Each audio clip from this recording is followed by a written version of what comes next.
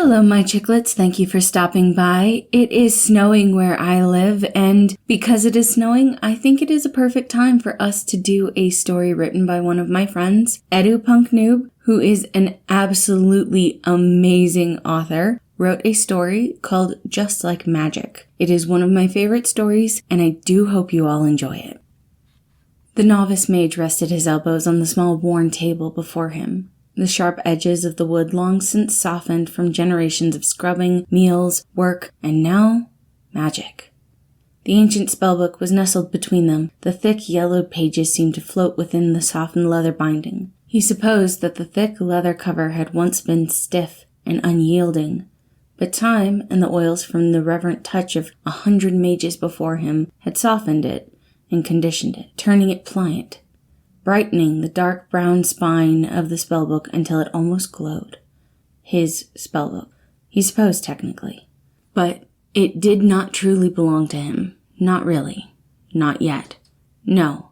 He knew he could not honestly claim it as his spellbook until he had mastered every spell within, and he was beginning to fear that he never would. There was so much he still did not know, and every new spell he tried, particularly the ones at which he failed, merely demonstrated just how little he really knew. He did not even know how he had first come to possess the book. One stormy night, as he huddled under the threadbare blanket in his narrow bed, shuddering from the cold, his eyes had simply caught on the heavy tome nestled amongst his other books. He had no explanation for how it had gotten there. For at least the last 10 years, he was the only person to set foot inside his home. Everyone else afraid they might catch the curse of his poor vision and strange disposition. While no longer treated with hostility, the provincially minded villagers didn't truly regard him as one of their own. In truth, they didn't regard him much at all. So, he laid there, wondering about the book. Finally, in the quiet of the night, it had called to him. So he got up and spent the first of many sleepless nights hunched over the book, reading, practicing, striving. Vision, grown fuzzy again as he continued to stare at the runes on the page in front of him, he let his eyes fall closed. Quietly, he chanted the words that had become ingrained in the muscle memory of his tongue, his lips, and his teeth. He reopened his eyes, his vision clear once more. For now, at least. The lasting power of the small charm had been gradually weakening with each use. He'd searched for an explanation in the spellbook, and in every other book that even mentioned magic that he could find in his small village, but he was still at a loss for what was causing the problem. He was even more unsure how to solve it. What will I do if I can no longer read the spells? What will I become if I can no longer perform? He wouldn't even allow himself to complete the sentence in his own mind, let alone speak the words aloud, because that would make them real. That would make them true. Because the real truth was, the novice mage knew that the past 2 blissful years of practicing magic had been nothing more than a fluke, a freak confluence of chance in which the wind and heat and dust of fate had struck him just right. He knew the truth that he was not actually a mage, just a literate hack with a spellbook, determination, and an unrelenting need to be needed. As if on cue, his attention was drawn by a small flickering light near his open window. He stood, stretched briefly, and opened his hand toward the light. "Hello," he murmured. "It is quite all right. Please come in." He extended his hand toward the light, and it flew straight to his palm. He held the tiny glowing orb in his right hand, feeling that precious warmth begin to seep through his skin, spreading up through his arm, his shoulder, and into his chest. He breathed in deeply, relishing the momentary restoration, and smiled. "Now, little Lucius, what can I do for you?" A short distance away, another mage was slowly approaching his tiny house. He'd felt drawn from his own home by a new, overwhelming flow of magical energy coming from the south. He'd long grown accustomed to his extreme sensitivity, to the ebbs and flows of magical charges moving through the air. For as long as he could remember, he could see the magic hidden in the world. Charms appeared as colors to him. It was years before he'd learned that most people could not see magic, could not see the truth of the world around them.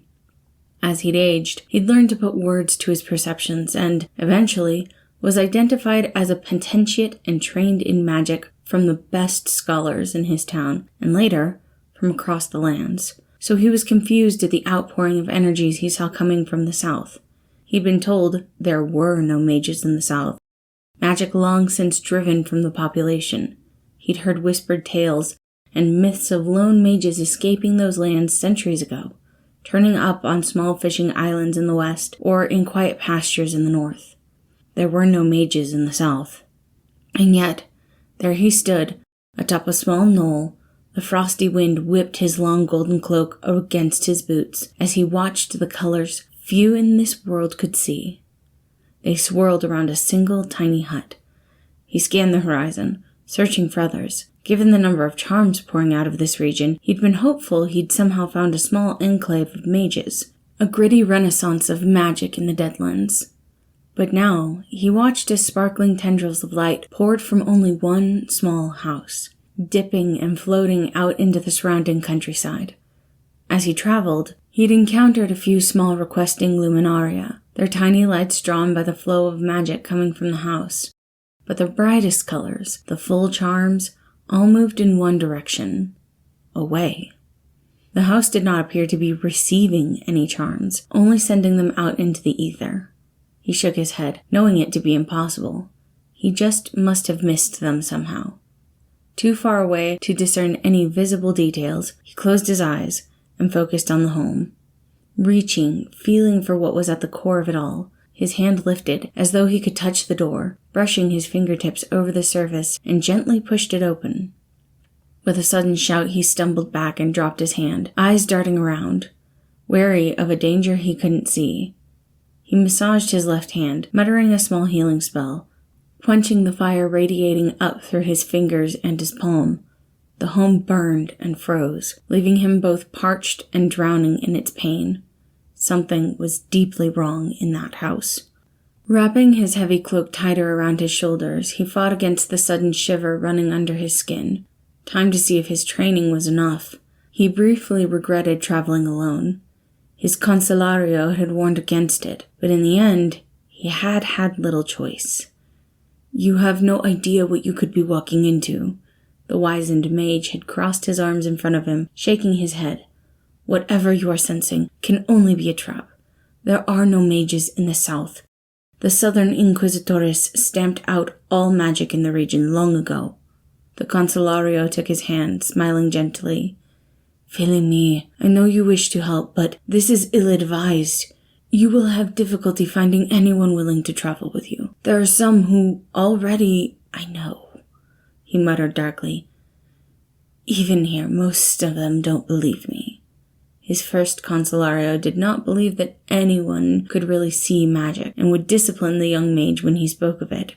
He hugged his arms around himself, tucking his damaged hand under his elbow and tilting the scarred side of his face away. I know what I see. He'd frowned, that stubborn look in his eyes that his consolario knew all too well. I refused to put on a blindfold when I could see the truth, no matter what the stories say. There are mages in the south, and they will need our help. As he resumed his march toward the village and the small house, another small luminaria zoomed past his head, flying ahead of him.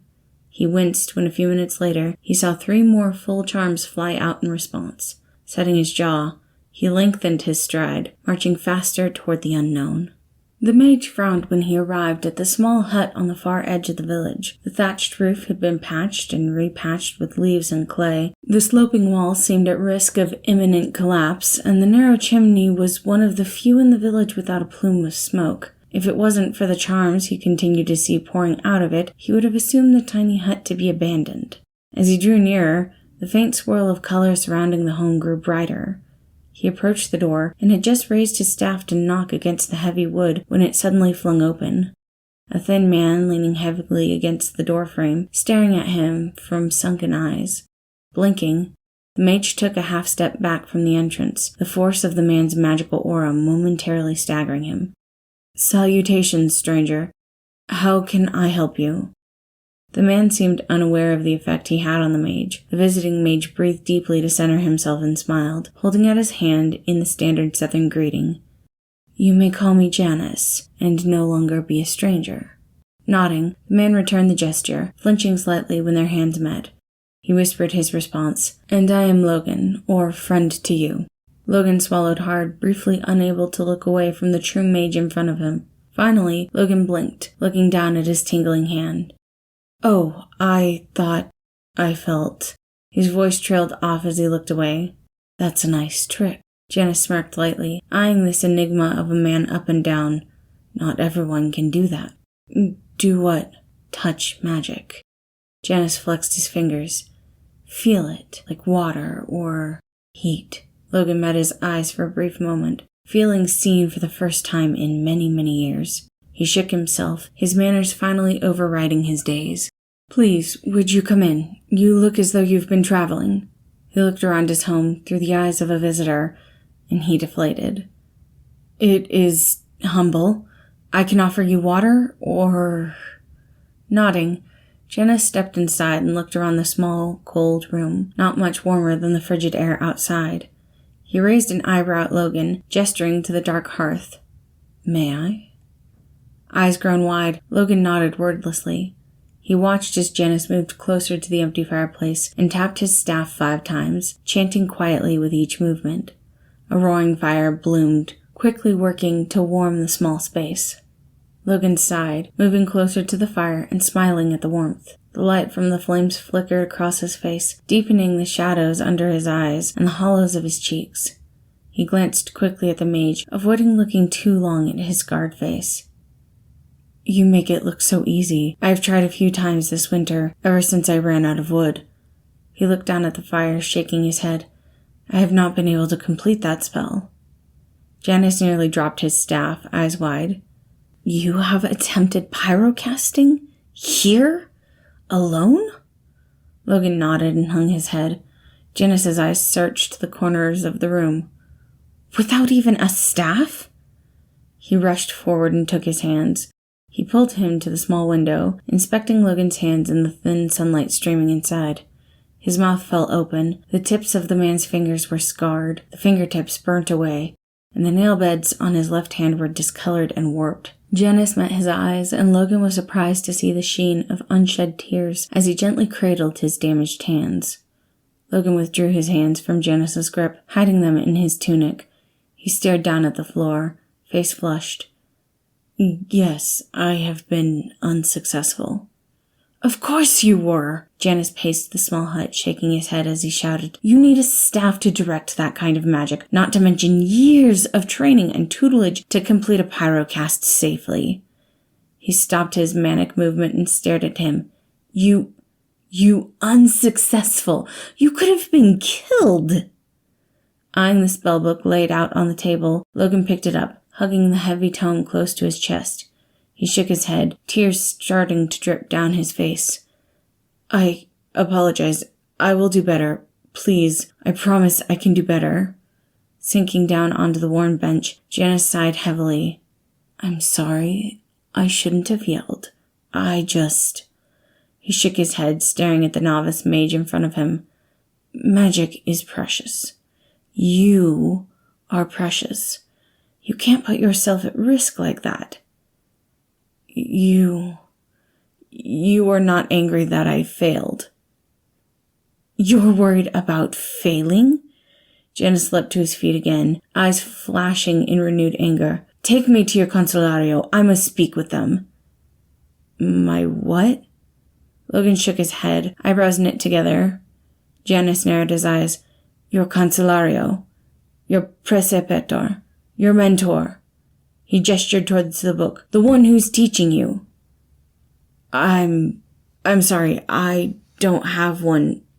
What? Well, who taught you how to send Luminaria? No wonder you're not sending enough.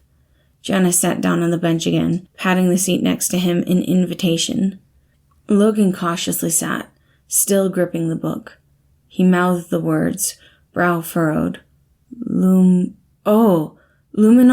I saw that in here. He turned around to face the table, setting the book down and opening it to the page on charms requesting magical aid. He smiled, pointing to the words. I learned how to send them from the spell here. Nodding slowly, Janus patted the hand that rested next to the book. Yes, that's how you send out the responding charms. But Logan, what about your charms? The ones you've requested? He looked around the small, sparse hut, the old, stained table, and bowed bed with stacks of books near the foot. There wasn't much else.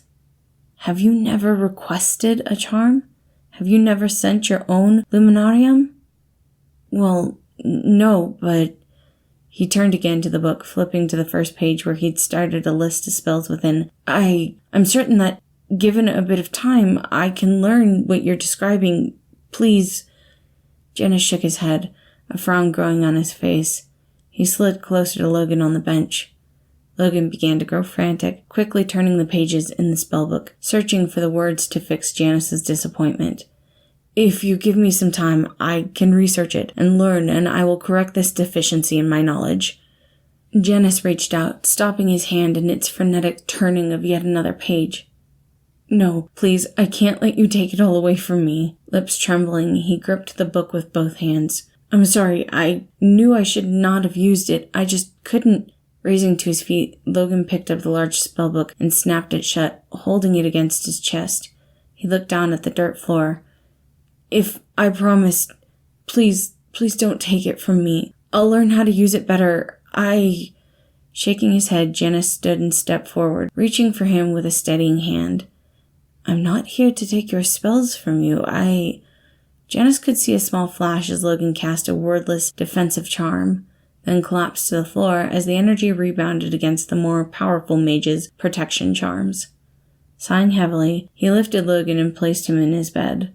Janus covered him first with the blanket, already folded at the foot of the bed. Then, after noticing how worn and thin the pathetic scrap truly was, he removed his own cloak and laid it on top of him. Hours later, Logan sucked in a sudden breath and sat up, eyes darting around and chest heaving. You're awake, Janus murmured from the corner. Night had fallen. The fire in the hearth gave the interior of the hut a cozy glow that fought against the darkness of outside. What happened? Logan's voice cracked and Janus rose, offering him a cup of water from the rain cistern he'd found behind the house. You tried to attack me with your magic. I have a defensive protection charm. Janus shook his head, frowning at the man. It shouldn't have knocked you out like that, though. I have needed to use it before, and in the past it simply stopped the attack. He gestured at Logan's still half-prone form. Unless what? Logan narrowed his eyes, drawing his knees closer to his chest and moving as far from the mage as he could without leaving the warmth of his bed. Unless you are already in a severely weakened state. He stared at the lingering purple shadows under the man's eyes. Or unless you have been attempting to use magic as a substitute for rest and nourishment. Logan waved toward the spellbook in the mage's lap. Well, there are spells for that, he stammered without admitting the extent to which he'd been using them. Yes, for emergencies, for life or death situations, for battle. He shook his head.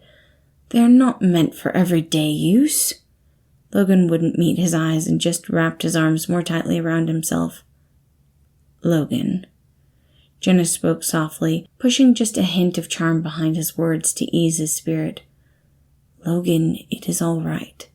We've gotten off to a rough start, haven't we? Logan looked down at his shaking hands and covered his face, leaning against the wall alongside his bed. You are right. I apologize. I have no idea what I'm doing. Janus raised an eyebrow and looked around at the magical aura within the small hut. I don't believe that's entirely true. Logan looked up. It is true that you have some dangerous gaps in your knowledge. He sat next to him, offering his hand palm up. But that's why I came here. The rest of the world doesn't believe there is magic here in the south, but I saw it. Janus smiled when Logan took his hand. I saw your magic, and as I traveled, I saw some of the unevenness in the magic you've been sending out, and I'm here to help.